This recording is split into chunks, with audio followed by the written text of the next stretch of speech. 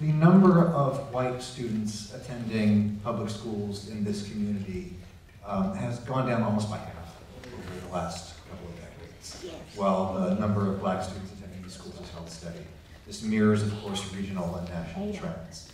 And even among the white population that remains in the public schools here in Macon County, we're seeing tremendous concentration of that population in a small number of schools. About half of it now attending a single private school, single charter school rather, on the north side of the town.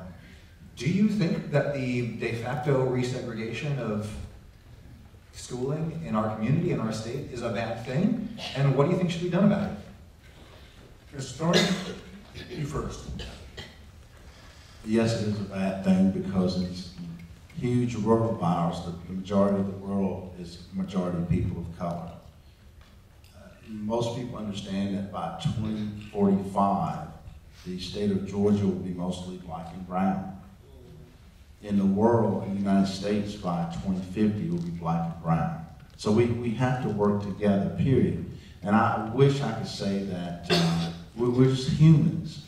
We're humans. You know, when I served in combat, you didn't care what color person was, do they have your back? And that's the way I operate, and education policy should be that way. Unfortunately, Georgia, 1870, when the Department of Education was established, it set up black and white schools. 1954, Brown versus Board of Education, Georgia said, we're not going to comply. 1956, Governor Griffin and the Georgia legislators passed laws, and they said, we'll make every school private in Georgia before we integrate. 1972, first grade, my school's fully integrated in Elberton, Georgia. 2018, they just passed $100 million in student scholarship organizations to fund private schools. Again, we have to work together as human beings, and I think that's important.